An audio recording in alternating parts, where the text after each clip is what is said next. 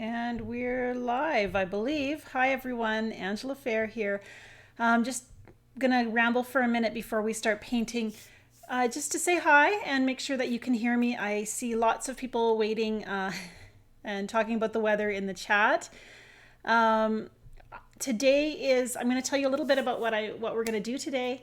What I'm going to do today. You're kind of just here to hang out in the studio with me, and I can see I'm showing you my work surface. I'll talk about that in a minute. Hi. We are here in my studio today, as you've already seen, and I should have moved that light. It's reflecting on my glasses. Won't matter because we'll be moving over to the work surface pretty much right away. What I wanted to do for this live broadcast on YouTube, and I'm actually public on YouTube today, which means it's available to everybody. I want to double check on that, but I'm pretty sure I set it up so that everybody can see it. And I did that for a reason. About a year and a half, 2 years ago, I was doing live broadcasts every single week. And it was really fun to get together with so often the same people week after week and talk about watercolor, what we loved about watercolor, and share a little lesson, something to help you paint more loosely. And that was a lot of fun. Of course, time being what it is, I had to discontinue the live broadcast so that I could focus on other things. And I also wanted on my YouTube channel to mostly focus on videos that have some editing done, just so I'm more efficient in delivering information. But we miss out then on that feeling of that interaction and camaraderie. And we also, I also really feel like if I'm just teaching you lessons all the time, I don't have as much opportunity to show you how I teach myself, because as a professional artist, as someone who paints in watercolor almost every day, I'm always teaching myself how to paint. I'm always growing and wanting to do better. And it never ends. And I've made peace with that. I've recognized the way the learning cycle does work, that I haven't arrived. And I'm always going to be looking for ways to express myself in a more authentic, genuine way. And to really get at what's in your heart, we know that's hard to do. It's really easy to, we're here in the chat and we're talking on a surface level. We're talking about the weather. And, if you're in Canada today, you might be talking about the election results. We're not going to go there. But we can talk about things on a surface level, but when we really get down to sharing from what's in our heart, we only do that with certain people. And we have to, even then, we have to really dig deep and be careful that we're communicating and making ourselves understood. And so I do that in my art as well. So today I've been feeling a little bit, I'll just give you a little bit of background as I move over to my work surface. I'm going to be showing you what a typical studio session might look like for me. Although there are no typical studio sessions, they're all a little random. And what I've been thinking about as I go into this painting session where I'm at as an artist, and maybe it'll encourage you and help you think about your own learning process and how you teach yourself to paint every day as well. Even if you're taking lessons from me, if you're a member of my Fearless Artist community, I do actually quite a lot of these live lessons in the Fearless Artist community. If you're watching me on YouTube and are wondering why you haven't seen me for a while, that's because I do spend most of my social artist to artist time at fearlessartist.net, where I have classes and lessons for my Fearless Artist students, so members of the community there. So I'm going to be doing even more of these studio sessions there as well. So if this is something that is meeting your need, feel free to take a look at it there. We're going to be looking at what I've been working on lately, and it's always a little bit embarrassing to show what I'm working on, because a lot of times it's a hot mess. I feel like I paint maybe 30 paintings before I have something that I'm really keen on and want to share, something that really thrills me and feels like this is true, authentic work from my heart. I can paint competent work that doesn't really touch me emotionally. That stuff I don't frame. I can paint some stuff that is really exciting and feels feels really fun in the moment, but it doesn't stand the test of time. Sometimes I'll have a painting where I just have this emotional feeling of excitement because it's just was so thrilling to paint it. I was doing kind of wild and crazy things with the paint. And then when I go to see it a few days later, it just doesn't have that same spark anymore. So I want work that feels authentic and endures. And I also want work that is my most creative. And one thing I've realized about creativity is it's not predictable. There's no formula for creativity. It has to be new every time, or it's not truly creative. And so that's a little bit disheartening maybe if you've been working really hard and you finally feel like you've nailed down your style, to say, well, guess what? You know, creativity has to be changing all the time or it loses its spark. But that's kind of how it is. And the good thing is you do have a well inside of you that's not going to run dry. And even when you feel like it's run dry, which is kind of how I'm feeling it today, it's not true. There's more there. I have to just figure out how to dig it up. And so that's kind of what I'm going to be doing today. I want to just say hi. I've got a bunch of people saying hi, and I want to do that just before I switch the camera over. Hello. We're doing this live broadcast, and these I do most of the time. I do them exclusively for my Fearless Artist community at fearlessartist.net. I hear some people checking in from there. Stephanie, Sarah, I know you're in the community there. Christine, I believe you are as well. Ginger says it's the first time seeing me live. Hi, Ginger. Welcome. I'm a real person, and I'm going to show you by making some mistakes on my work surface now. Sarah says she's wondering about the painting behind me. I have two behind me. The one on this side with the yellow frame is actually a video here on YouTube. You can look up Painted Abstract Landscape, I think, on my channel, and you'll find it. It was actually one of the very first landscape paintings I ever did, and it was one of those paintings that springs fully formed from your brain, and it just feels like you can do no wrong in that moment. And then we live for those paintings, don't we? And then the one on the other side, I've actually been thinking, oh, hi, Joe. Joe's been a moderator for me back in the days when I used to do lives regularly. Joe, you are welcome here, and you are welcome to just slide right into the way we used to do things if you want to. I have, the painting on this side of my shoulder, this shoulder, is a painting of berries. It's kind of an abstract as well. And my mom says it's one of her very favorites. So I should probably just send it to her so she can hang it in her house, because I know she'd get even more joy out of it than I do. Sarah says, it seems so hard to have a piece I still love later on, especially as my ability or tastes keep changing. That's a thing too. I have had paintings where I've failed to frame them right away. And then when I am finally ready to start framing things, it just doesn't. I've moved on. I've grown in my skills, and that piece is no longer as, meaningful as it was when I first decided, this is something that's really special that I'm going to frame. So that's a thing that happens. Again, we persist in trust, knowing that we are going to continue to make work that's better and better all the time. In fact, I say I'm 42. I say I can't wait to get older because I'm going to be a better painter as I age. So by the time I'm 80, the stuff I'm going to be making is just... So there's something to be said for that confidence in knowing that we are going to keep growing. And I'm switching my camera over because I don't want to waste any more of your time, and I want to show you what I've been working on and how I teach myself and try to keep growing intentionally here in the studio. And intentionally, but not necessarily disciplined, because I can't be fully creative if I'm working in a box. And so just adjusting my work surface here, my microphone so you can still hear me. What you see on the surface here, Joanne asks if there's a video of the berry painting. I do not think there is one of that. We'll have to paint some berries one of these days for a future live lesson. Okay, so what I wanted to show you, this is something that I came back in the studio today to take a look at and check on, because when I left it before the weekend, I guess, it was very, very wet. And you can see there's white paint on here. That's actually white watercolor. There's a little bit of salt, which did very little because I waited too long to add it. And then on this other side, I was painting two paintings simultaneously. And so you can see They're very different, but they are using the same colors. And I was really just trying to keep energy and just stay very, just kind of surprising myself and trying to paint something I was really excited about. There's ideas here that can be applied to future paintings. Probably I'm not going to frame either of these, but I'll see how I feel about them as time goes on. So I always come back into the studio and take a look at what I've been up to lately and think about where I want to go today.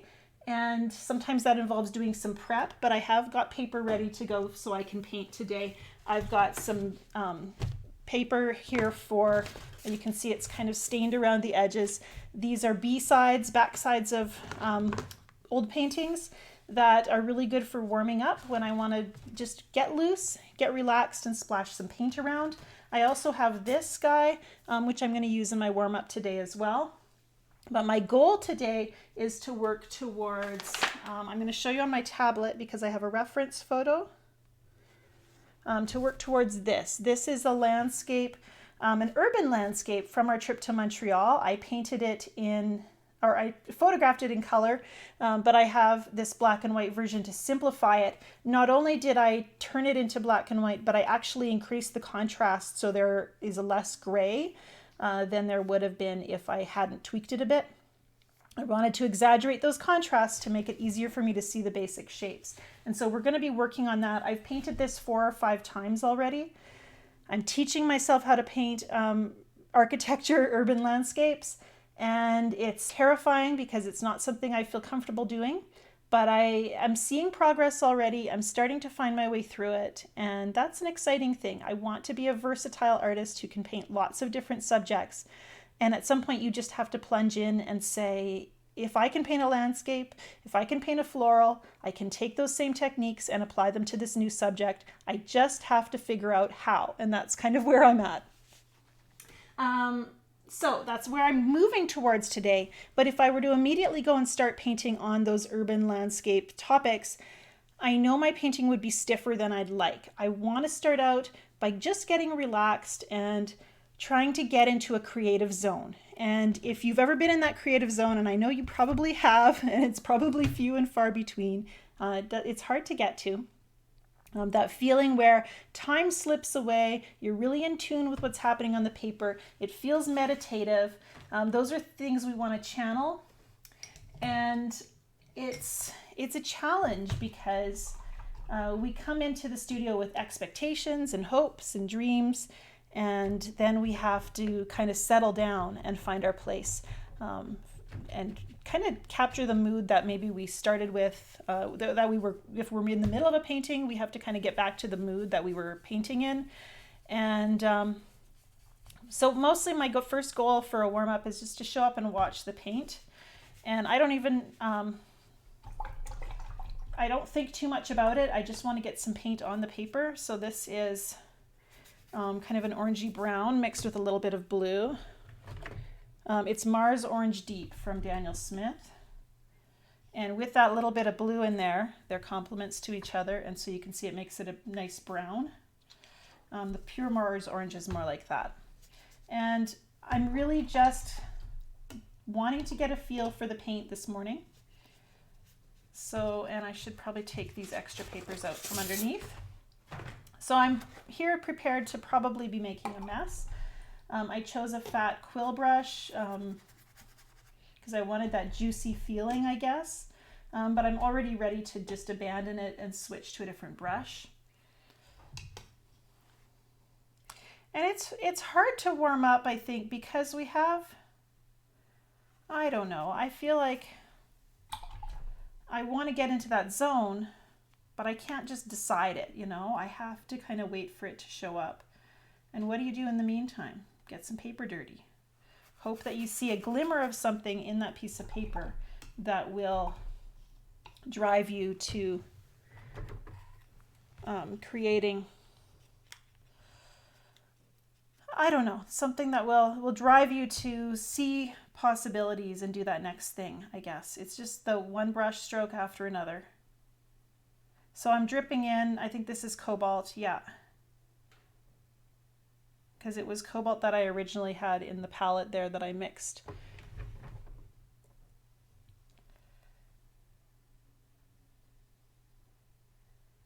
I like that we're all sharing our ages in the chat today. Um, I never hide my age. I don't understand that whole thing. I'm quite happy to be 42. I don't think I'd go back to 27, Joe. Um, Actually, when I was 27, I had a baby and a newborn baby and a 2-year-old. So those were busy, busy days. And I think, well, I was just going to say, when you're a mom, everybody's telling you how to parent, but when you're an artist, everybody's telling you how to paint. You know, they're saying, oh, I like this and I don't like that. And they're pretty quick with their opinions on what's valid. Using some spatter. Spatter, I know from past experiences, it's a really great way to get me loosened up. And I like this patch of blue here.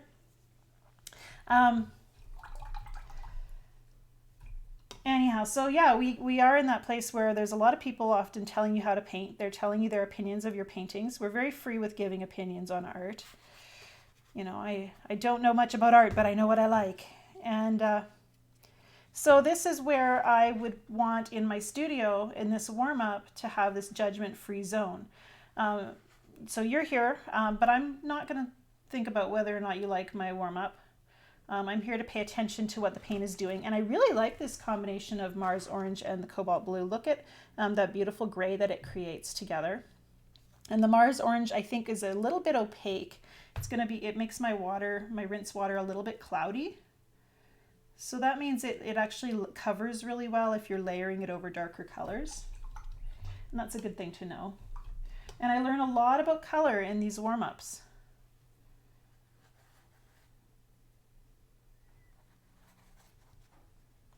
And I think I'm saying, you know, this is a judgment-free zone. I'm not here to be efficient.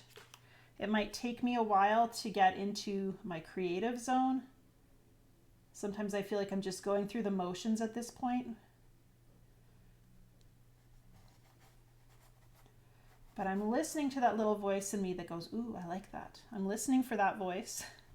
I'm listening for the little voice in me that says, what if we tried? Or thinks, well, the painting is saying it needs, you know, bright green, which it's not saying, but if it were, I would listen to it and add some bright green. So that's the voice I want to listen to. I'm not here to listen to my inner voice of judgment, which says, Angela, you should be painting a serious painting right now. You only have an hour to paint and well, I don't know how much time I have today, but you know, it says your time is limited and you need to be efficient and people are expecting you to paint great things. And so I don't want to listen to that voice. I'm just here to watch the paint. There's some beautiful texture that's happening, and the Mars orange is a little bit staining. It soaks into the paper a little bit. And that could be due to the paper that I'm using as well. I'm not sure which brand this is. It is 100% cotton, but it seems quite absorbent on this side. And sometimes when you're using the back side of a painting, you'll find that the back side is a little bit different than the front. Usually not enough that it really makes a huge difference in how you approach your painting, but it sometimes is more noticeable. I like lines, so I'm painting lines. It just felt like the right thing to do.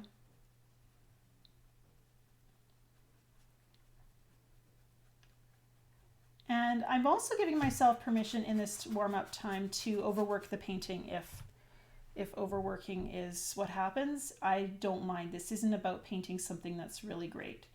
Not at this point.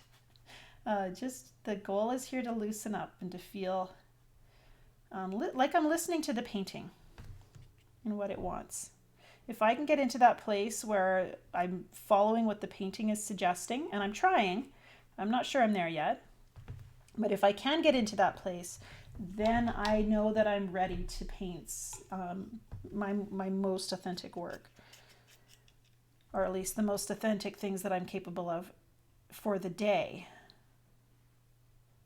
Oh, painting that little bit of cobalt is very satisfying. It's so rich. And I didn't use cobalt for a long time. It was one of the original 12 colors that I had in my palette. But then for a while, I was trying out, I was started on a love affair with other colors.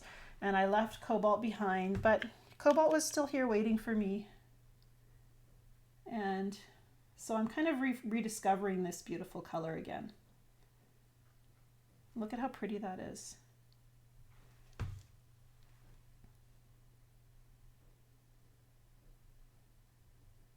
I really try not to be afraid of color. I like to use rich saturations of color, and a lot of beginners really dilute their pigment, and you miss out on seeing some of this exciting movement and richness when your colors are that diluted.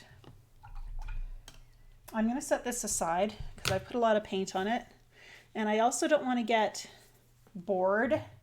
So there's that little balance between, well, I should keep painting because maybe it'll turn into something. No, I'm going to set it aside and we'll try something else. I just threw it on the floor to dry. The other thing I was thinking that I might try for my warm-up today is playing with some dark value color. And I'm actually going to use fresh pigment, I think, and do some negative painting on this. This was a warm-up from a previous day, and it's just been sitting in my drawer waiting for me to come back to it and either add more shape to it, define it in some way. I can kind of see trees here, lots of sunlight, but I've also been wanting to increase my negative painting game, so I'm going to do that instead.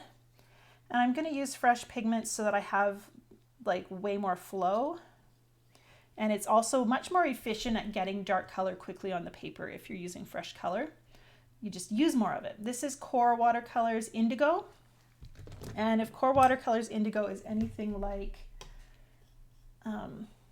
Daniel Smith's, it's got a lot of movement and watermark stuff going on, so that's really fun to do. What I do often when I'm thinking about doing like an intuitive negative painting is I just kind of look for one shape to start with to pull out and accentuate. So I'm going to just work around this light green area here and see if I can't make that pop a little bit. You create an edge and then I soften it out.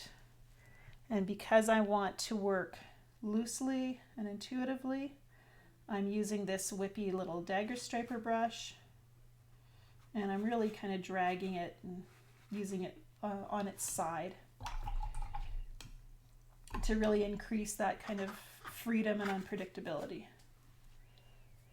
And really, we get hung up about negative painting when really all that it is just painting dark around a lighter area. So anytime we paint a darker color around a lighter color, that looks like a seahorse, we get negative painting. And a lot of the time you're painting it as just a part of a bigger painting and of multiple techniques. It's not usually a technique that you use all by itself, at least not for my painting. My original colors here were phthalo turquoise and green gold, so I'm going to add some more green gold at this point, just to add some more light to this part of the painting.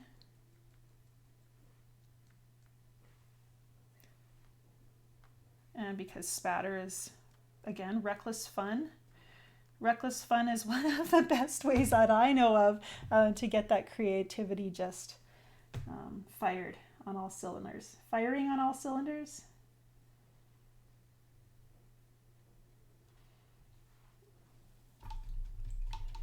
I'm married to a hot rod builder. I really shouldn't get my car metaphors wrong. But he doesn't watch these, so we're okay. So I really like this edge right here, these little streaky lines. And Joe, I forgot you're such a color expert. Thanks for sharing your insight there on some of the colors we're using. I like these little streaky lines. I'm going to try to add them over here. My brush is wetter, so you can see they're not as broken.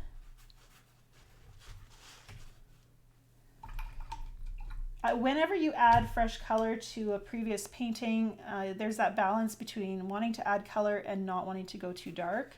I want to keep my light values areas light, but I also want that seamless look that you get with softening edges and letting things flow. So there's a little bit of a balance there. Really light touches with my brush. Half the time it's not even landing on the paper, just because I want some broken line. I'm going to just dry my brush a little bit. See if I can't get some dry brush kind of going on here. There we go.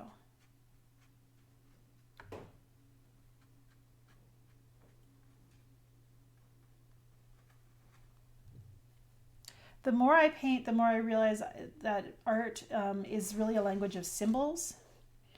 We are painting symbolizing the things that we are painting. So, you know, I never can actually, I've said this before, I can never actually make a tree. I can just symbolize, use icons really, shapes to symbolize a tree. And so that's why, you know, I'm painting away and you're seeing things in my painting because we're trained to see shapes and attach meaning to them. And so a wise artist uses that in their paintings. And we also I like to see how much I can get away with. How can I simplify a shape and really see and have people still understand what I'm painting. I'm really liking splashing that green gold onto my indigo right over here. And this has also been a bit of an exercise in mark making. Some of these dark colors I'm putting over some of the phthalo turquoise that was here originally. And that's all helping to create that seamless look. I could do a little more tone on tone with the green gold as well. And these little brush marks could be symbolic of grasses.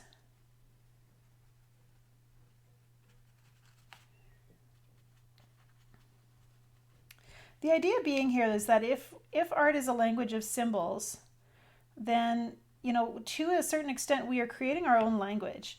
The way I paint and symbolize a tree is going to be connected to my own individual brush style, and it's going to be unique to me and the decisions I make. And so my symbols are going to be different than your symbols, at least marginally different as, you know, our handwriting might be. And maybe even more so.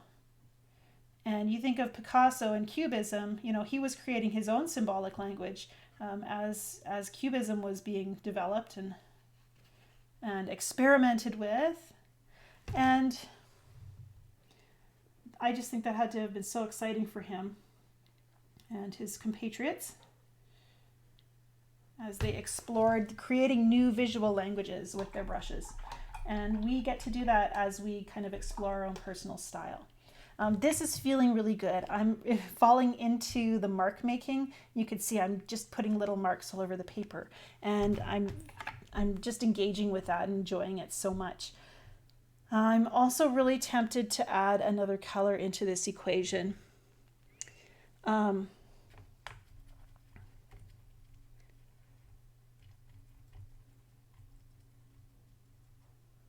I'm just going to try this lavender and see what that does. Oh, look at that.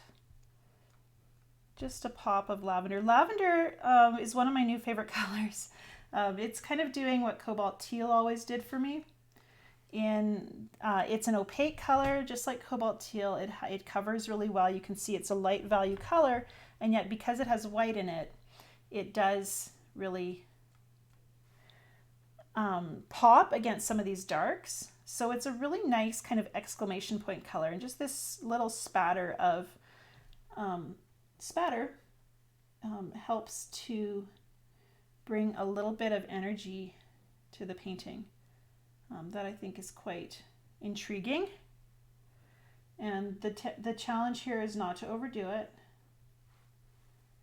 And I'm just looking for places to add lavender that will help balance and create this flow of movement.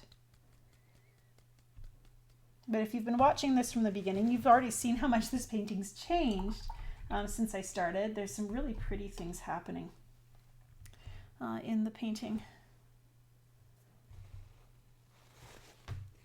I didn't see as much watermark happening as I thought. Indigo does tend to create blooms really easily, and there are some edges happening here which you probably can't see. But you're right, Claudia, the lavender really does complement that yellow-green quite well.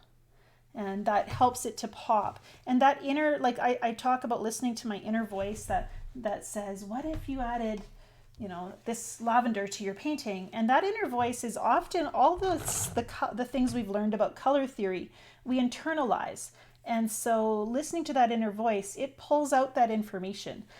Even though it feels instinctive, it's drawing on what we know about which colors go together and how colors influence each other. And so we want to trust that, because I can't be running back and forth to my color wheel and still trying to feel intuitive. So this was really fun and enjoyable. I'm feeling probably as loose as I'm going to feel when I'm painting on live video. I recognize that there are some drawbacks to that. So I'm showing you how I paint when I'm alone in the studio, but I am maybe a little bit freer there. The thing is, no matter how alone you are in your studio, you're always with yourself. And so if you haven't tamed your inner critic, or learned how to manage your expectations and the pressure that you might feel to create a perfect painting, you might be really struggling to loosen up. And it's a training thing. I show up to do these warm-ups because I'm training myself how to loosen up. And I will warm up for as long as it takes so that I can feel really in tune with my painting and ready to pursue the next thing. So the next thing in this case is painting that urban landscape that I mentioned.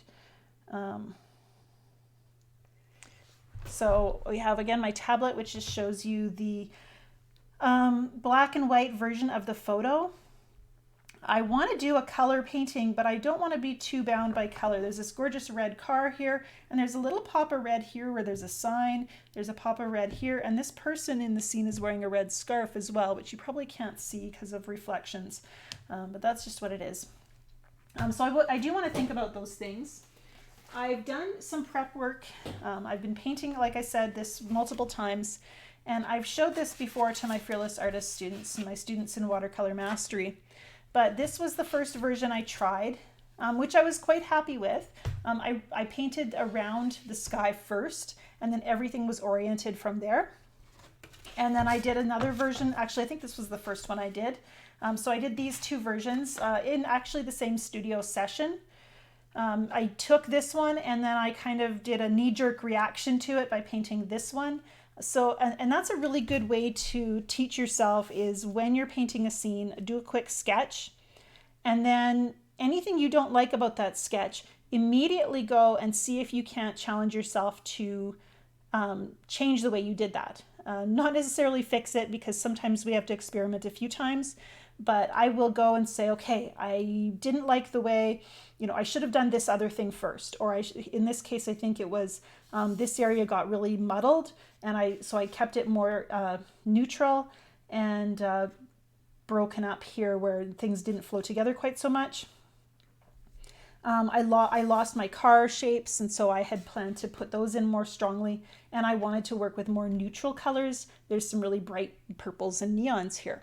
So I really took what I didn't like about this one, moved over and did this one, and adjusted those. Still didn't have a perfect rendition. So then, nothing's ever perfect, so I wasn't looking for that, but I still wasn't satisfied that this was what I wanted to see. So then I went back to the drawing board and I painted this value study. And I used a watercolor graphite to do that, although you could use indigo or Payne's gray or any dark value color, and explored that scene in black and white, just like my reference photo. And that really helps to simplify. I love that I can still see the people on the street, even though they actually kind of blur into the building as well. And let's see here.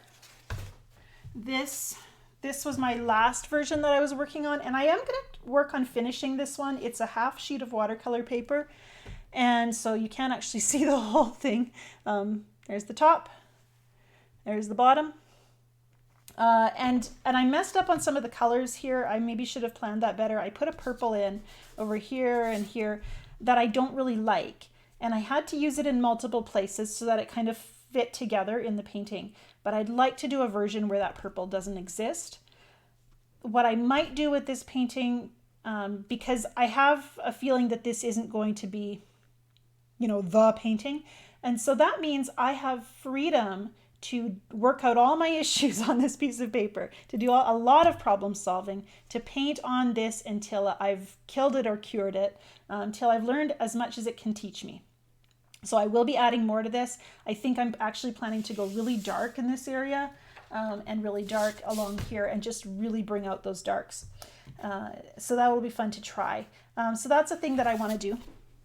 But I want to show you the other thing that I did that I think was also helpful to me. I had my tablet with my reference photo. Aren't we fortunate we don't have to always use like little 4x6 printouts of our pictures? It's so nice to be able to have this bigger format to look at and zoom in on and adjust the values. So what I did was I took this sheet of clear transparent film, I placed it right over my photo, and I drew basically a contour drawing where I was isolating and simplifying the shapes. And look at how artsy that looks. Looking at the car shapes, the cars are scary for me, so I really wanted to take a look at how simplified those could be, how simplified this area could be, and how simplified all of this dark stuff could be. And so I have now more information that will help me as I work to loosen up. Now, Roberta just said, my process is very much like yours. Tight one, looser one, value study, paint again, working out issues as I go. Absolutely. We go back and forth. And Joe, you're commenting with mixed media, we can always use layers. We can add opaque media to cover mistakes. And I actually do that, in watercolor more than I used to. But I also believe with oil and acrylic especially, artists can layer and layer and layer. And so they might have dozens of layers of corrections on their canvas.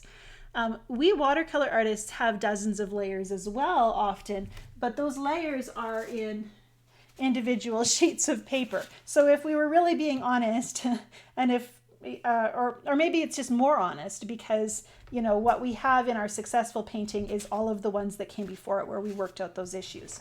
So now the question for me is today, if I want to paint this scene, where do I start? How do I do it this time? What do I focus on? Because I have a lot of information now. I can focus on my previous color studies that I did. I could go straight, I could look at the photo again, or I could use maybe my value study or my little contour sketch. And I'm kind of leaning toward trying something based on my contour sketch. I would give you a vote, but you don't get one, so that's what I'm going to do. And this is going to be a little bit of a challenge, and it's a little bit of an exciting challenge. I'm picking the same brush I usually work with. I don't want to change too many things. So we're going to work with that brush. And we're going to work with a simplified color palette. I really like that Mars orange. So I think the building on this side is going to stay in that Mars orange, cobalt blue, gray, grayish, warm gray, well, brownish gray. We'll see if we can't get it kind of beigey. So Mars orange, cobalt blue. I want it more orange than blue, so we have that beige color. And we're just going to start with that. And I know that my contour drawing is not super accurate, so that's going to be interesting. We're just going to get that mass of the building down really quickly. And then on this side I also have another building that's kind of attached. So we're going to use the same colors, but we're just going to cool it off a little bit. This building's kind of in behind, so we're going to paint its outer contour like so as its own shape. Look at that. We already have, it almost feels like two buildings already. That's just crazy how fast that can happen. And I really believe, and this is having faith, that if your shapes and your values are good, your painting will make sense. So that helps me to believe that I can simplify. I can really look for those major shapes and work to paint those first of all. and then trust that it will come together into a scene. And it's a little bit scary to embark on that, because our eyes, our brain tells our hand that we need to be more realistic from a very early stage, usually way too soon.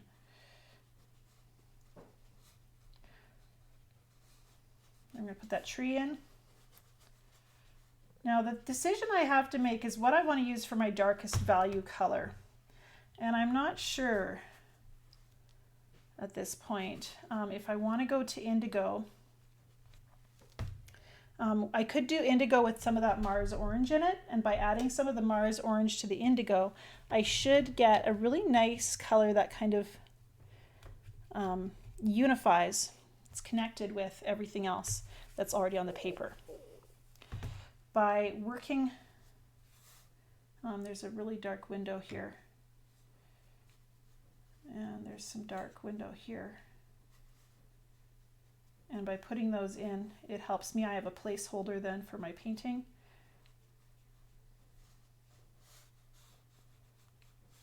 And then I can put in my dark indigo. I want to simplify this. I really, really want to keep it as simple as I can. I've been looking at Alvaro's work, Alvaro Castagnet, I don't know how to pronounce his name. Alvaro, if you're watching this, let me know how to pronounce your name. He's not watching. The man has too much to do. But he paints, his landscapes are so simplified, his urban buildings, and they're beautiful. And so we want to, I just want to use that as my reminder that I also have the freedom to keep it simple. So I'm just painting those distant buildings, and I'm drawing down that shape, and parts of this are just make me very happy. And then there's also that fear I'm going to lose my way.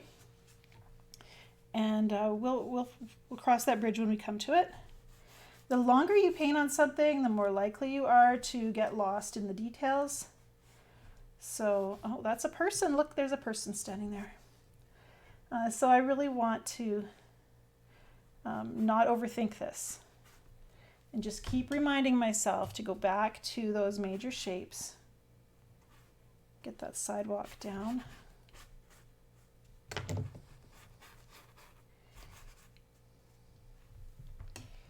And let's work on those cars, because they're in here somewhere. I'm going to use straight up indigo for those. So that's going to connect. I'm going to connect them to that building there. Yeah, see, that's a car shape. And then the other one is here. And they're probably a little bit farther up on the scene than they need to be. I'm not going to worry about that either. We're going to just end up blurring everything together. I think I'm going to take a little bit of creative license right now, and my dark indigo Mars orange mass, and we're going to just flow down. We'll leave a couple of highlights for the windshield or whatever it is.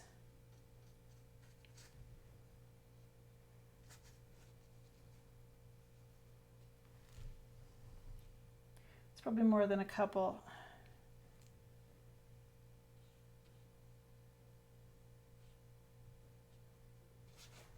And then, oh, I'm kind of liking that. And then we'll let the rest of this flow, add some water, let it move. I'm not sure how much of that you could see. There we go. And foreground always shows us the most detail, but we actually want to put the least amount of detail there so that people don't get anchored down at the bottom.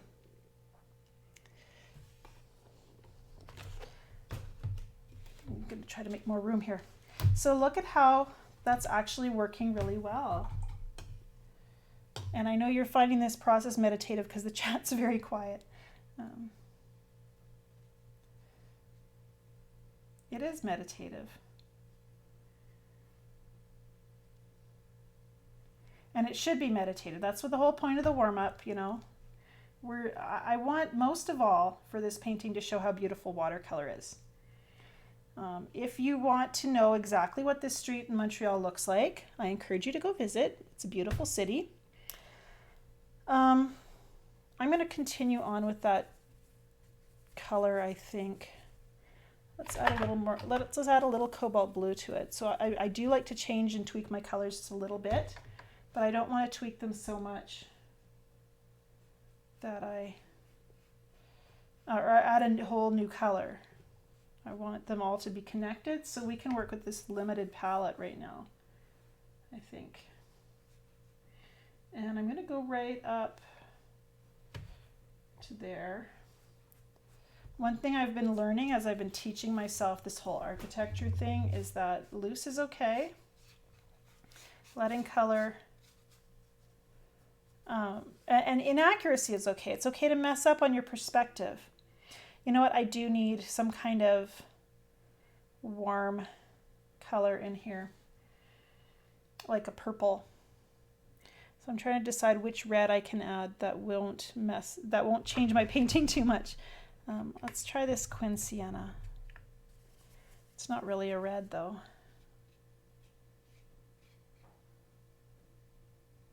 Not sure. We're going back to put in that other person here again.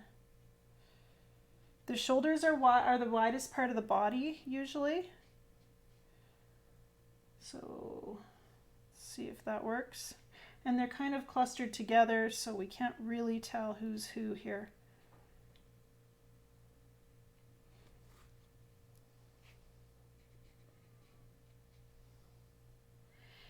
So there's like a mass of shapes there, and I'm just gonna kind of be really loose with them. People / streetlights or something. Let that color flow. When I get nervous, I just let everything bleed. If I'm not sure it's right, soften it. We can adjust it later. Let's work on the outer contours of these buildings again.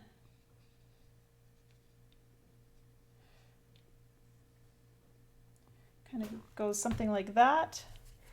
Quickly outline it for myself, and now let's fill it in. I know this side of the street has the most shadow, so we're using darker colors and cooler colors. Again, that indigo Mars orange mixture. There are some light values, so we dilute it. And there's like a lantern here. We'll leave a white space for it. There's another kind of street light here. We'll leave a space for that too. And one more down here. We'll leave a space for it.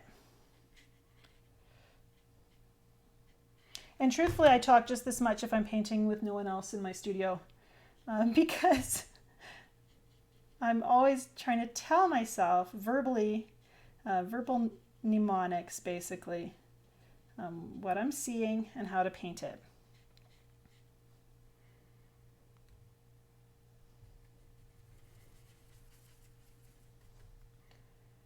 It would make me feel better if you tell me, do you guys talk to yourselves when you paint as well?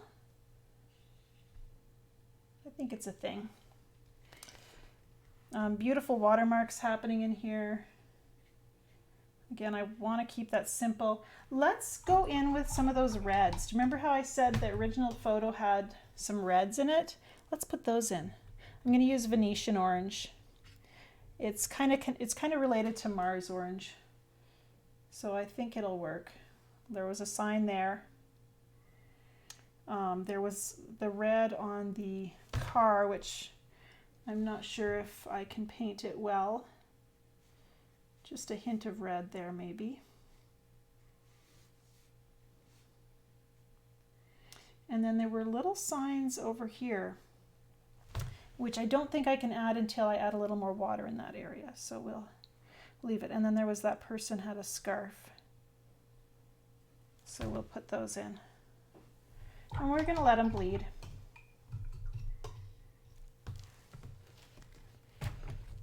I need my water container. I'm going to keep things out of tilt here.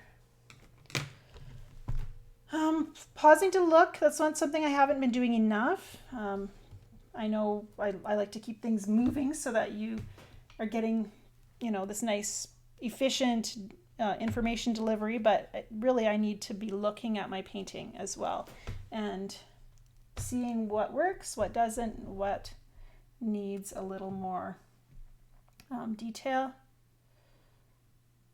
Putting a little bit of pops of warmth in here. And then I think I'm going to move back to this side and add some line, and right now I have Pure Mars Orange on my brush. We can move back and forth, of course, because as we paint on one side, the other side is drying. Depending on your climate, it's going to dry at different speeds. My climate's very dry these days. Even though it's very snowy out. And cobalt blue. And I loved adding that cobalt blue in my warm-up, so I'm going to do the same thing now. And this is one reason why I'm not looking at my photo in color, is I want to have a little bit of freedom. I'm working from my memory. So my memory reminds me of the colors that I felt were important. Whereas my eye would obsess about getting every detail correct if I was looking at the photo in color.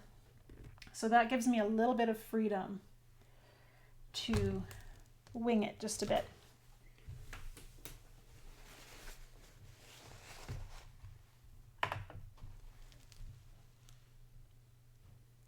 I'm just looking and pausing again.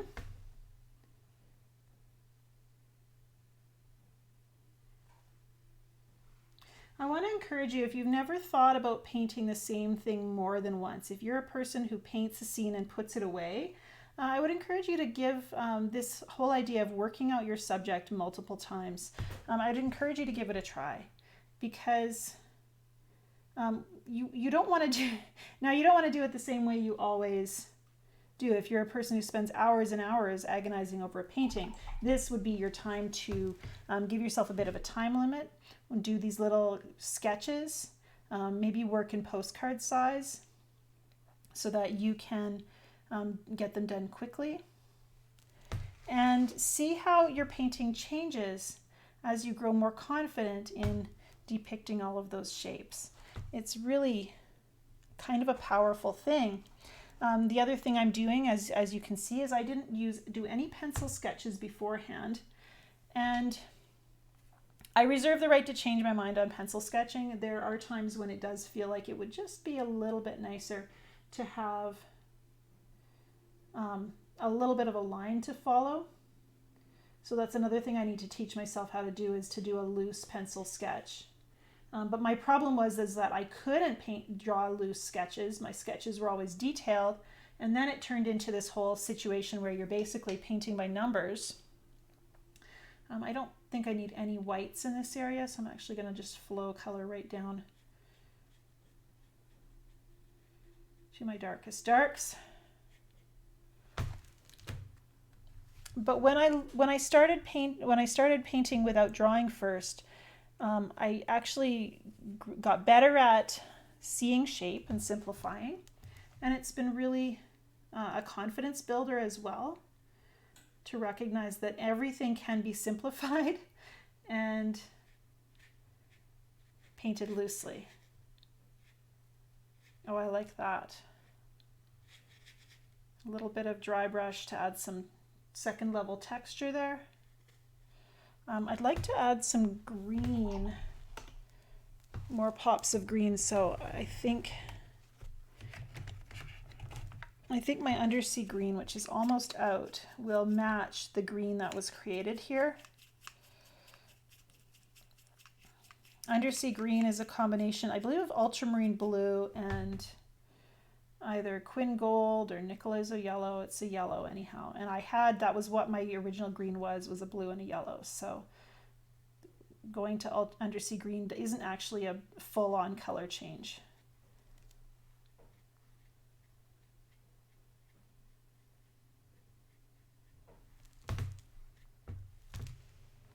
And now my eye goes right here, the area of, where I've spent the most time, basically, the area where there's the most detail. There's a lot of line right in this area. And that's a good thing to remember, is just the more places I add detail to, the more they're going to draw the attention of your viewer.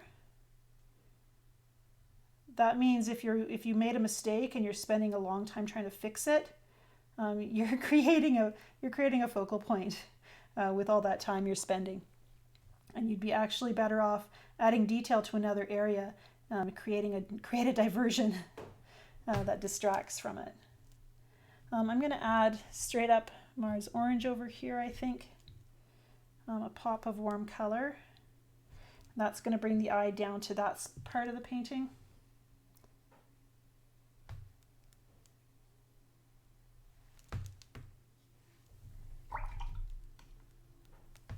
And we need some people, I think, here. We need some dark shapes. I think I need to move my humans over to this part of the scene. Let's see if I can do that. People are another thing that intimidate me a little bit.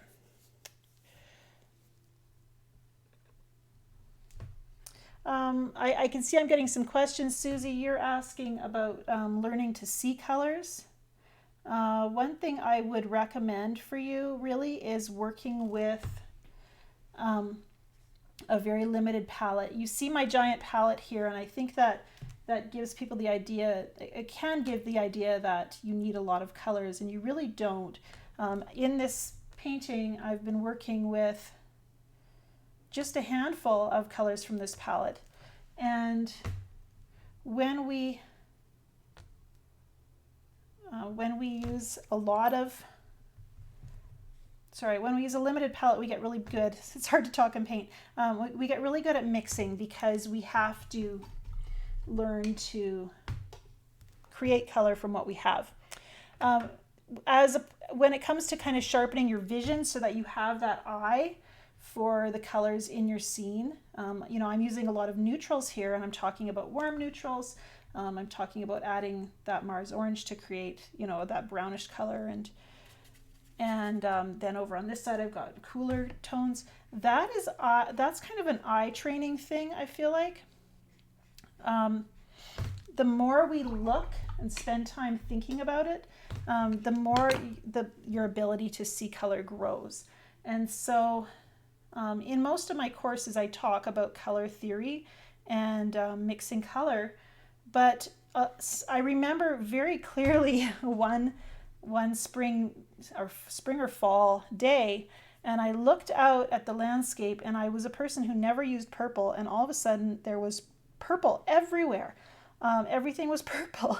And what that was I stopped seeing just brown, as though, brown was just one single color. And I started seeing all the very subtle variations of color. And that was really kind of, literally eye-opening for me. And it changed the way I painted. And it really did feel like I'd changed the way I saw things. And that came through spending time thinking about color, thinking about how I mix color, all of that stuff, and trying that. I might freak out and just soften all those lines in a second if I feel like they're too dominant. There we go, just soften them a little bit so they don't take over. So I would encourage you, really the best cure for that is time. So much for my sales pitch on which course to buy.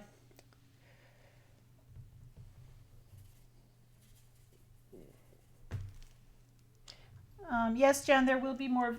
I will be keeping this on YouTube, at least for this foreseeable future. And you, if you're on my email mailing list, you'll get emailed, you'll have been emailed a link to this lesson, and you can use that to watch this anytime.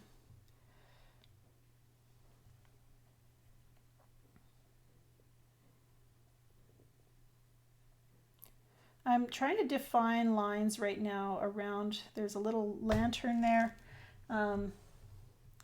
This line work is time consuming and it is the kind of thing where we get lost in the details. So if I spend a ton of time making lines over on this side, I'm not super happy with my people, by the way, then I'm going to have to add an equal amount of detail on the other side of the painting. So I do want to be careful not to overdo my detail in any one spot, because then I'm committed. So I want to just continue to focus on this painting. I do keep looking back and forth to my reference photo, but I also want to focus on just getting down what works for this scene. This feels like a blank space, that feels a little blank still. We want to work in that area.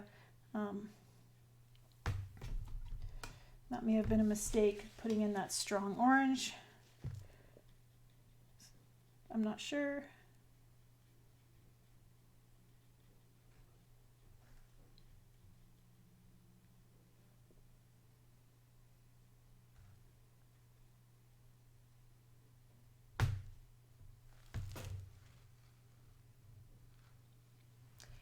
So detail, but the right details.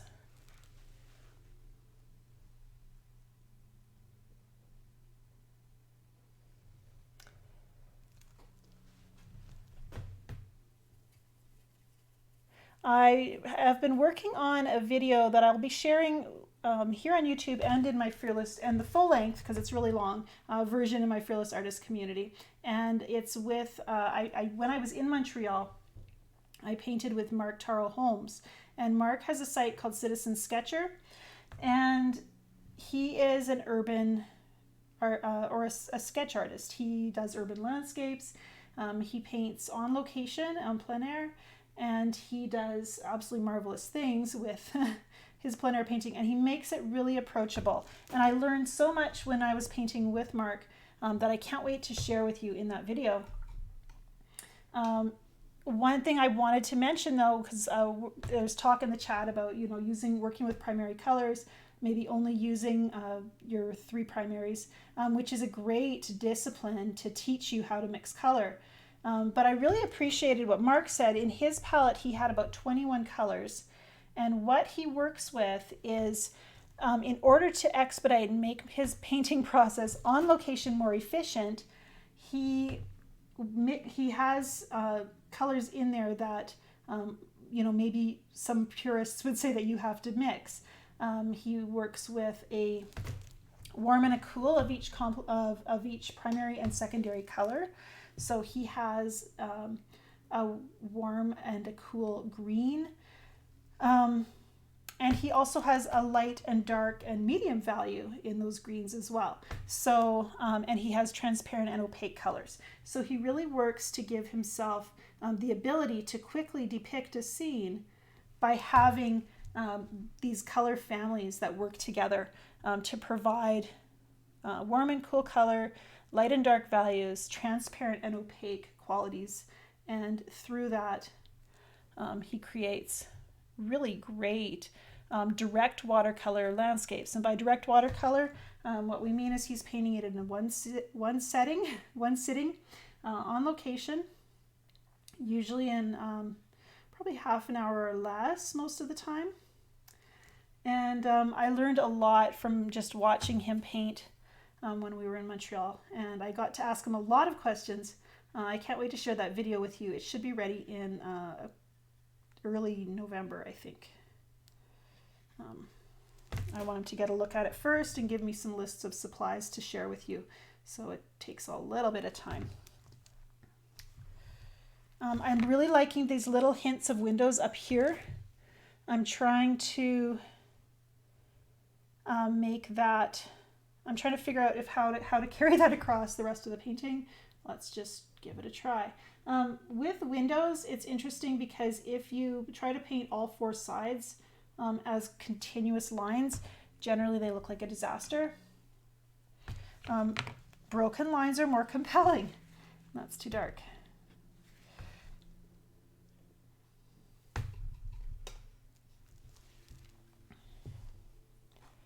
I'm going to use a gray, I think, to get the inside of some of these windows. Oh, maybe a little more blue in it.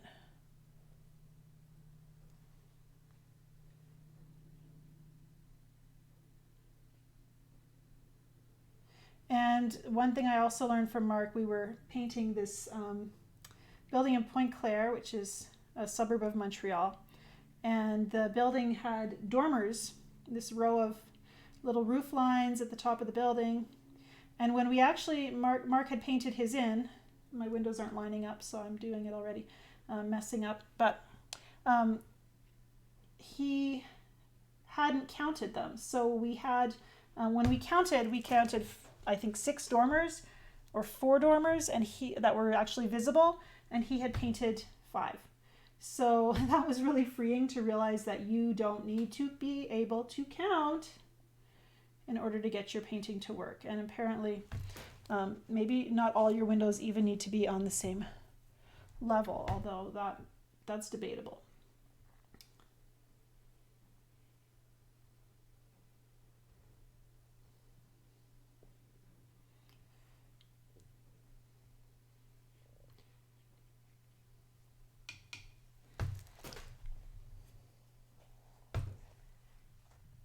Now, when we were in Montreal, I believe this was the street that we'd only been downtown. My daughters came with me on this trip. We'd only been downtown for about 10 minutes, so we went down this street and I took this photo. I really was just struck by this white space of the landscape. So that is probably my favorite part of the scene, and what made it so compelling for me. But we went around the corner and there was my favorite shoe store, like right around that corner. And so I spent the rest of the day, we walked around Montreal all day, carrying 2 giant boxes of shoes with me. But when you love shoes the way I do, you have to be willing to commit at least a little bit of your physical strength to carrying around impromptu shoe purchases.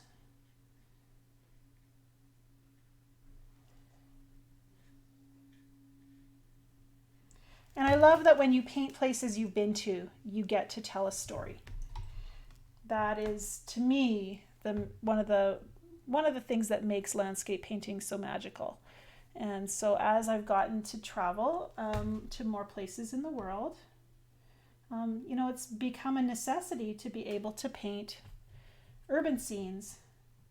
I live here in the country, so most of what I know has always been the countryside. And it's exciting to learn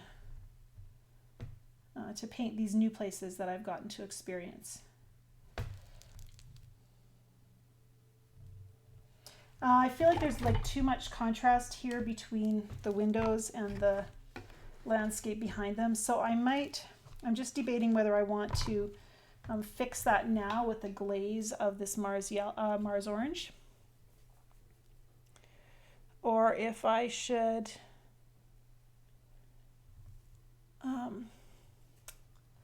wait. But I'm gonna rush in. I'm gonna do a direct watercolor just like Marc Holmes. We're gonna do it all now.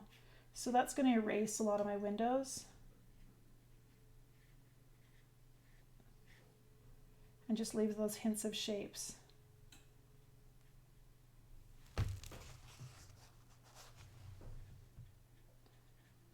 And if that was a bad idea, I have more paper. No painting is too precious to experiment on. Almost no painting. There are times when I hold back, and a lot of times it's the big risk that ends up being the part of the painting I love the most, is often the part that came out of the biggest risk that I took.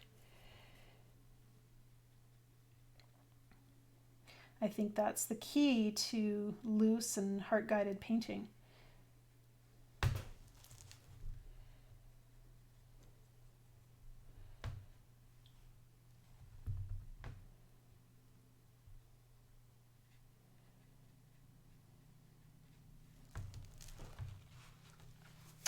I'm almost ready to stop. I want to look at this with fresh eyes. Um, yes, talking about doing it direct means doing it in one sitting, and so I probably, I don't know if I'll add more to it ever. There's no rule that can't be broken. If I see that it'll only take a few brush strokes to call a painting finished, I'll put those brush strokes in. If I lose interest and never touch it again, that's allowed too.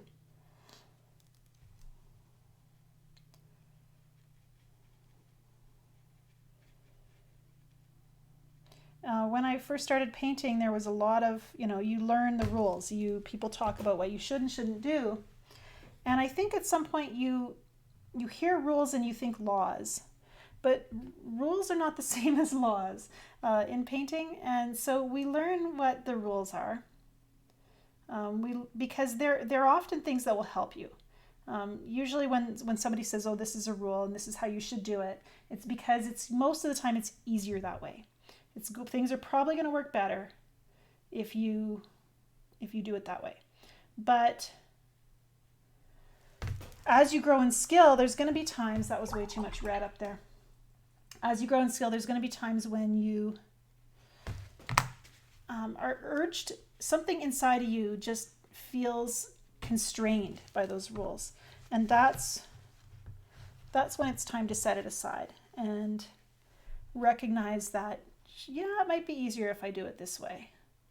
But for my own artistic, creative integrity, I need to check out this other path.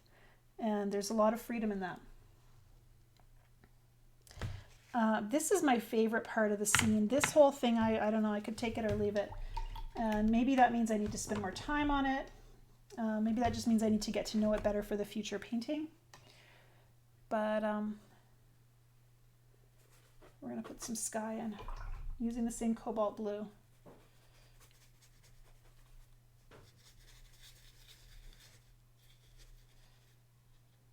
And it's kind of gray because my water's not very clean, but that gives it a softer look.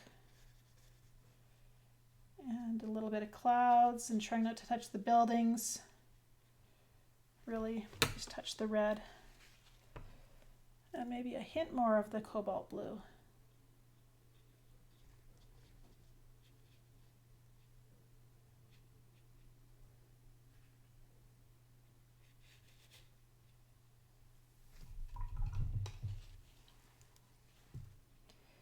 YouTube lets me broadcast for up to 8 hours. We could be here all day.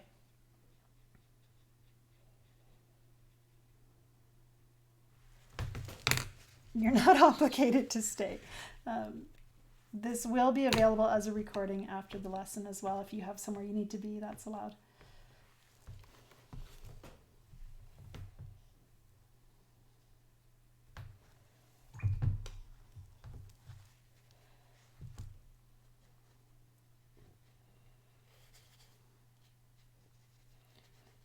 Softening, blending a little bit.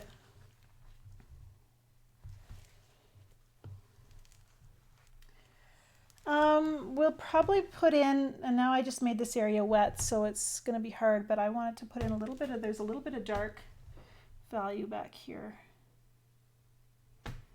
Some windows. This building has like a tree or something. Little, I don't know, antenna, power pole or something. There's other cars down there and things. Like if you really start to get out your magnifying glass, you can see all kinds of things that need to be added. Fortunately, we don't have to paint with the magnifying glass.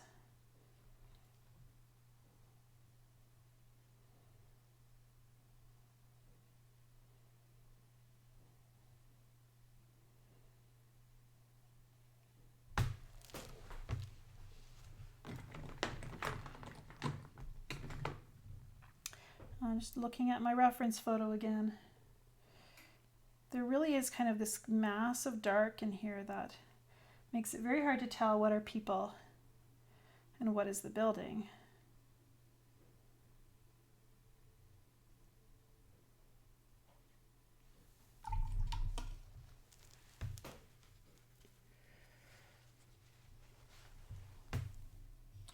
Now, one thing that Marc Holmes said that was really helpful was when we were talking about painting landscapes, he said paint the mountain range. So he looks for, when he starts a landscape, he looks for those silhouettes that frame the scene, both top and bottom actually. And that's really helpful to think about, because I think we do get a mental block, just like Leela said, I want to paint an urban landscape, but I don't know how to paint city scenes. It's like, well, everything is a shape and everything can be simplified. And so Lee, when you get a chance to watch the beginning of the video, you'll see how I used contour drawing to simplify this scene. And that was really helpful to me. Oh, it's right here. And I should be looking at it more, because I keep going back to the reference photo actually. And we do get kind of distracted. It's that whole you can't see the forest for the trees kind of idea. And if you're busy painting individual trees, you're going to be painting that forest for a really long time.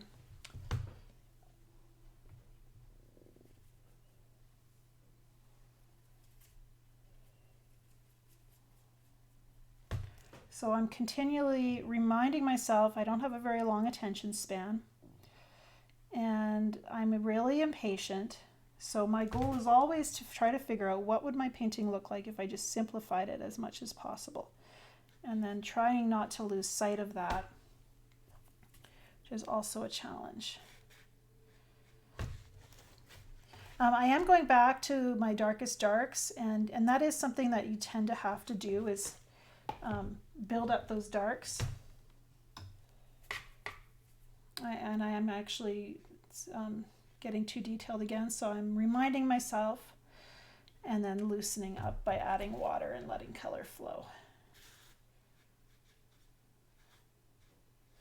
See all of that as one shape. It is not important.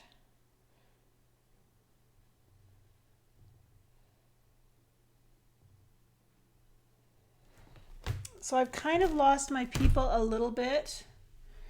Not sure that's bothering me though.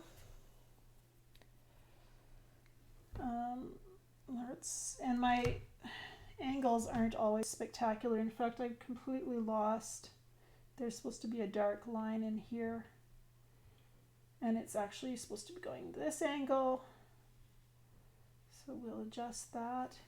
Because of the extreme perspective of this, we've got all kinds of, it's really fascinating, and it's something I don't see when I'm painting local landscapes where we've got this vast space.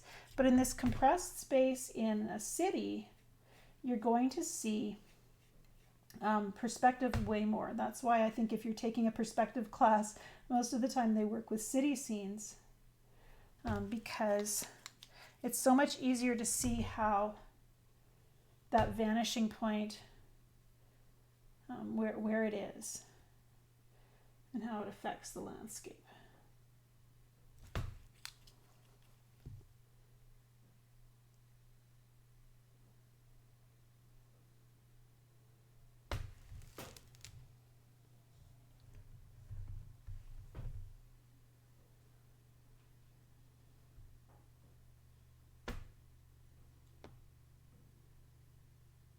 And so this part is definitely very flawed. Again, I'm teaching myself how to paint, and I'm doing all of this without the benefit of a pencil sketch in advance. So if I remind myself of that, it's easier to not feel like I messed up big time, because we do tend to be pretty hard on ourselves. Or maybe that's just me. And every painting that I do is a sketch. It's always a learning process. It's always a learning tool until I fall in love with that painting. And when I fall, so every painting in my mind, I'm just sketching. It's too wet to put in a tree window outlines, so I won't. But as I paint, I just have to keep reminding myself this is just an experiment. When it turns out, if it turns out, then it becomes, a serious artwork. But up until that point, it stays an experiment until it's complete. And if you are teaching yourself to paint, which is what I am doing every day, then you have to have lesson time. It's not every. My girls are doing. My daughters are in high school. They're doing short stories and struggling with rough drafts. And not every. You don't start with your final copy. You know, there's editing that has to happen, and they're learning how to do editing and peer editing and how to get multiple opinions of their work. And their stories have gone through so many transitions and adjustments in that process, they're almost not recognizable from the original. And I think we should have the same expectation in our art.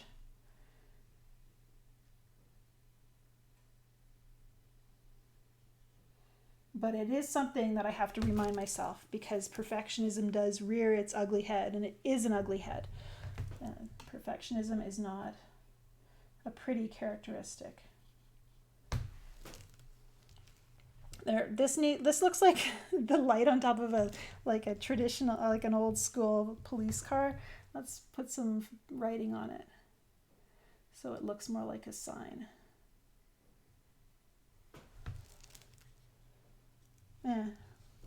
It may or may not work.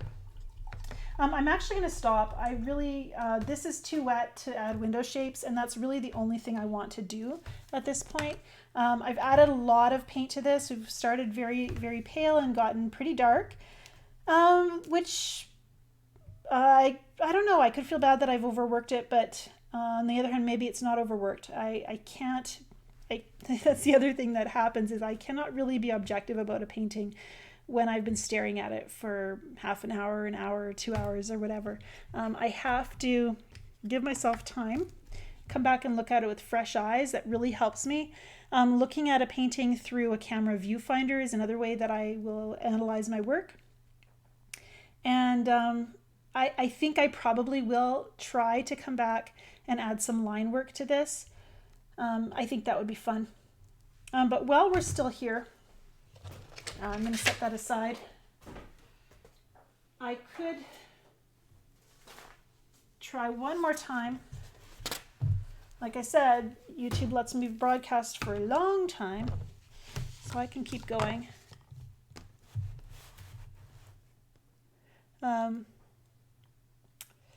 Yeah, I need fresh water, so you're going to have to bear with me for a moment.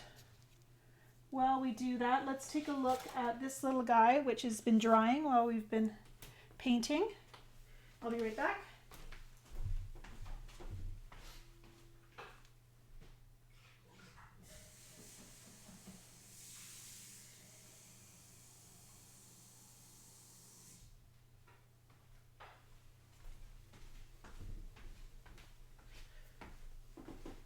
I spend a lot of time painting, but I spend even more time thinking about painting. So a lot of these scenes, they just develop in my head, and I really do spend a ton of time just thinking about what I would do the next time and what I could improve. And we need that incubation time. There's no painting for 8 hours, and at least not in my studio. I don't just march in and start, and 8 hours later I have this stack of finished paintings. It's not that simple. And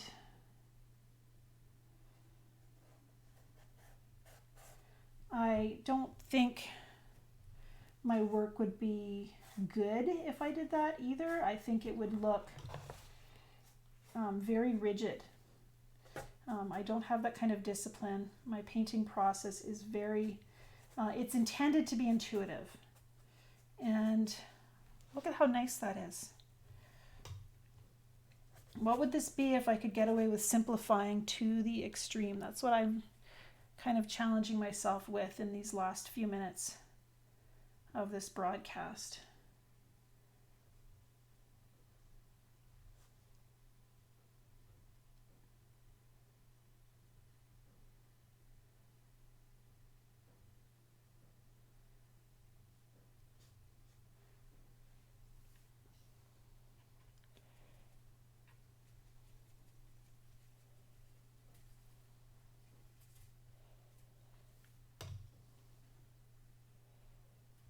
might need a little bit of something over here. Apparently I just shifted everything so much more of the building on the right is visible.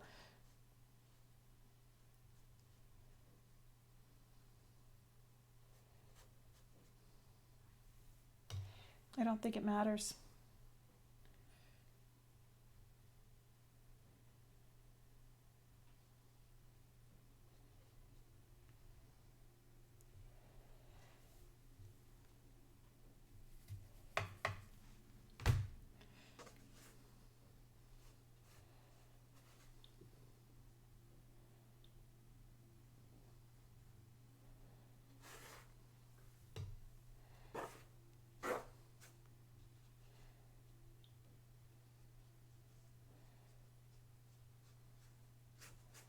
I love these grays. I mean, isn't that pretty?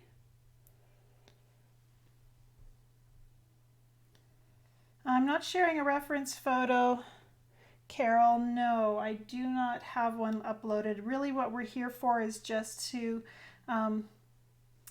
let you kind of watch how I'm teaching myself to paint, or teaching myself to make multiple experiments to guide me in this whole process. Now the people are in the way on that one, so it's hard to see where this line should end. And the brush I'm using is one of my favorites. It's from Cheap Joe's Art Stuff. It's their Loose Goose Dagger Striper. Scroggy's Loose Goose Dagger Striper. It's a mouthful. And it's frequently back ordered because I recommend it often.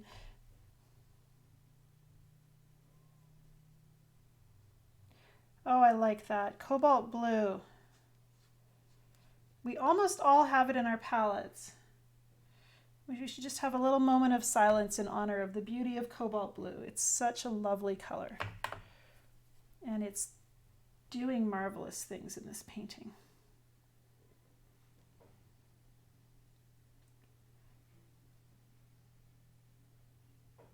There are little white highlights down in this area. I'm going to try to leave those this time.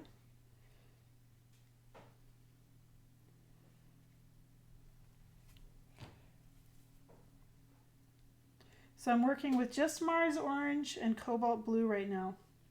I haven't added any of the other colors in. And I think, you know, it is so worthwhile to take this extra 10-15 minutes and do an immediate reaction to the first version that I did.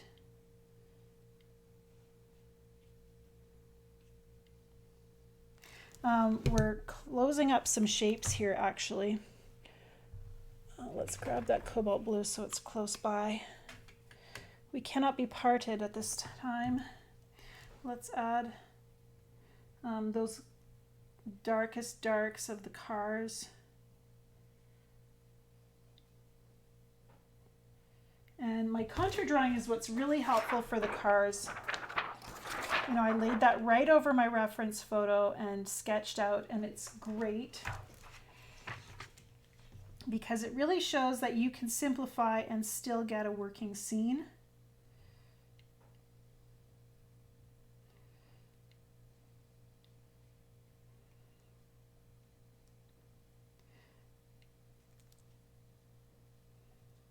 And I would encourage you actually to take some time, if urban landscapes are something you've been thinking about, take some time and look online. I have Pinterest boards. You can look me up on Pinterest and see the different images I've shared from other artists.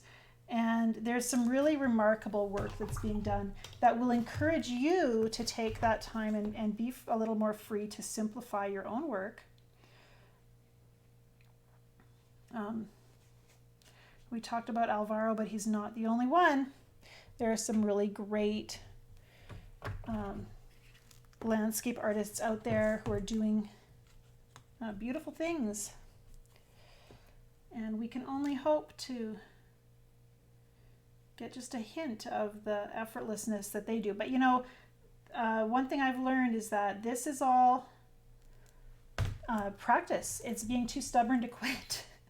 And I may not be the best painter, but I'm determined that I'm going to be the most persistent. So if I want to learn something new, I'm going to work at it until I get it. And time is on my side, I think.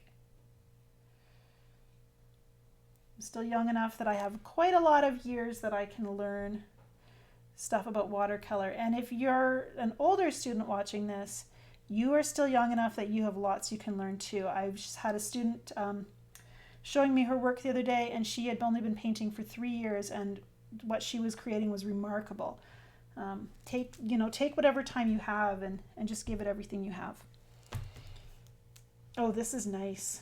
Look at how pretty those blooms are.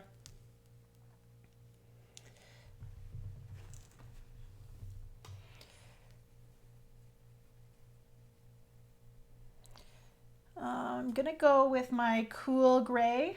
So it's my Mars orange and Cobalt combination, and I'm gonna get in some of these buildings on this side, the rest of my mountain range here.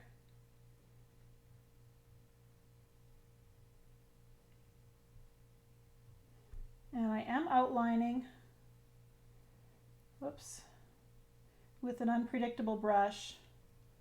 Forces me to loosen up. And then we're just going to fill it in and let the color wash down the page. And there's like a little white space in here. We'll try to paint around it. There's another one in here. We'll just paint around them right now with water, and that will work. Oh, cobalt blue. I'm so glad we found each other again. I didn't use cobalt blue for many years. Well, I just kind of was trying out other things.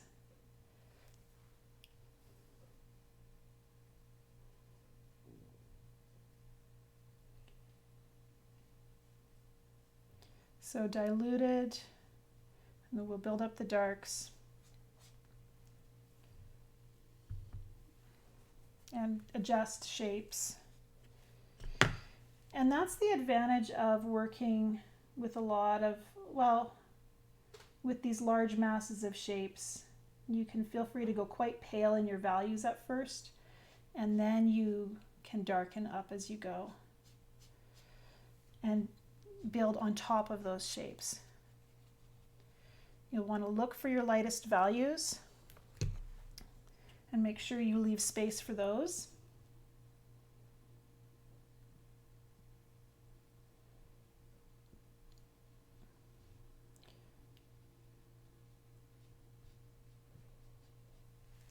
And then build up your darks over top.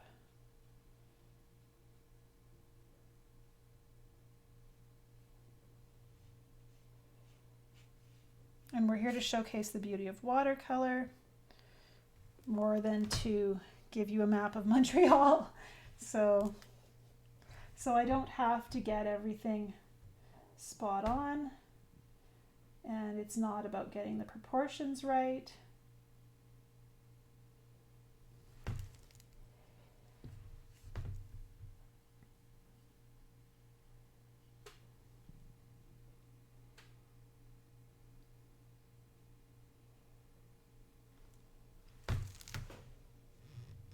Kind of like that softness.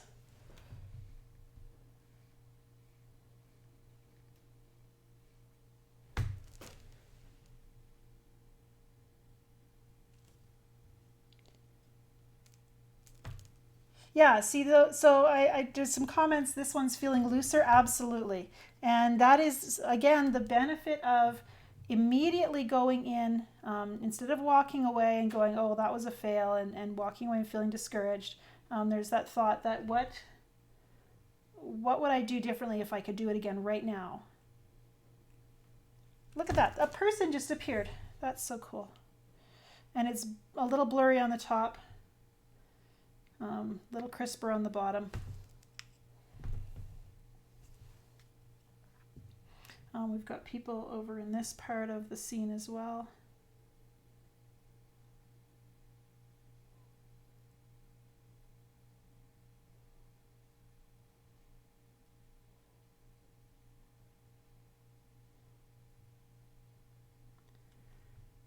there's one more kind of here. They're wider in the shoulders, and then they kind of come to a point.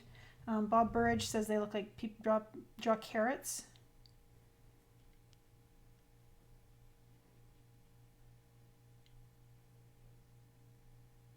Which makes me laugh. So if you have a public speaking fear, we imagine people naked, I guess. But if you're painting and you have a fear of painting people, just imagine them as carrots.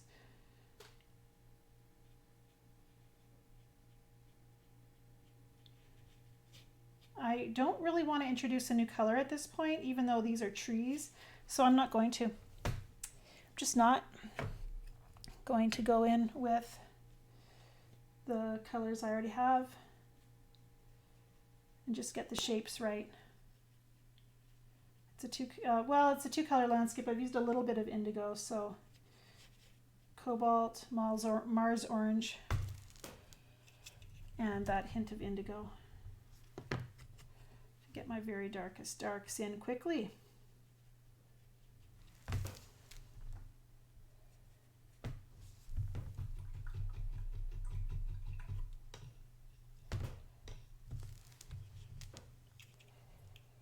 So yeah, much looser. I want to keep it loose. I don't want to do too much, which is a challenge when you start to think about, oh, all those windows, I got to put them in.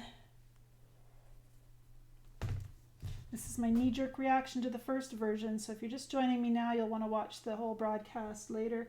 You can see how I'm teaching myself how to paint urban architecture by painting the scene over and over and over again. It's a little bit boring sometimes, but the whole goal actually is to figure out a way to keep it from being boring. The more you paint something, the more you should discover that is worthy of being painted in it, actually, which I think is a really exciting idea.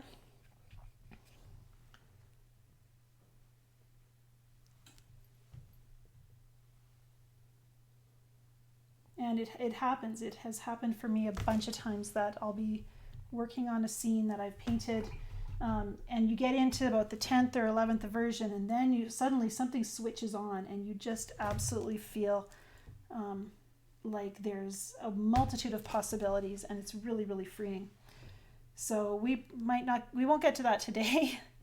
I'm not good enough at this yet. I can't paint it confidently. But we're working towards that goal. I say we, I mean me. But just know that if you're painting something that's kind of kicking your butt, keep going. And sometimes a painting's not for now. I have worked on painting architecture in the past, and I've left it alone. I didn't feel ready. And so that's an okay thing to have happen. Sometimes you just give yourself some grace and come back later. Give yourself a little more experience, time to build on what's familiar.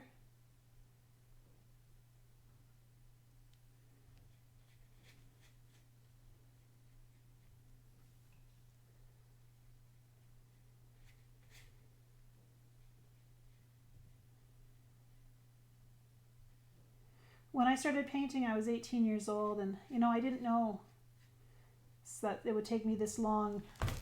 You think you're doing pretty good, and you think you think you see a lot of progress in those early years, and then it kind of tapers off, and you settle in. And if you really love it, then that's where you will see growth, and it's going to happen. It's going to take years. And then there's going to be little spurts of excitement and joy that happen. And then it's going to be, looking back and realizing all of that investment does pay off. And it's cumulative. It's the little steps we take. So I don't think I would have wanted anyone to tell me when I was 18, that I would be, maybe it's going to be 15 years before you really feel like you're actually getting a handle on this stuff. And of course, part of that was because I was raising kids at the time. I had to stop and have babies in there, and had a job and a life, and so I didn't always paint as much as I probably could have or should have. But it all of the little steps that I took over those first years of painting, they all add up. And they made me into a person who really loves watercolor. And I really love what I can make in watercolor. I love the beauty of this medium. And I love painting things that get me excited. This little Marc right here is getting me excited right now. It's really beautiful.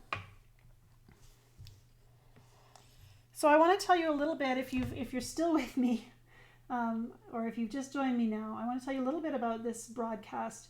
I've been here painting for almost 2 hours actually now, and that's been really fun.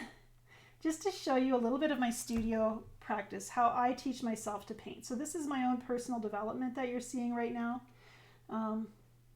So yeah, I'm doing a little bit of teaching and talking about color theory and explaining about my supplies, but mostly I wanted you to see that as a professional artist, I've been painting, I'm coming up on 25 years in watercolor next year. And as a professional artist, I am still working to teach myself to paint every day. And I have goals for my work, and I have a certain process that I use to encourage creativity in my studio, to be painting from my most authentic self. I have to really work to make sure my painting practice is a time of free of judgment, where I'm not too hard on myself, and yet I'm still challenging myself and growing. And so I wanted to show you that. And I want to do this more often. It's been a while since I did regular lives on YouTube, so I'd like to be on YouTube here at least once a month. But if you are a member of my Fearless Artist community, you're going to be seeing me more often than that, because we're going to start doing these studio visits on a regular basis, so that you can expect, including our critique sessions in the Fearless Artist community, where you can post your work for coaching and critique from me.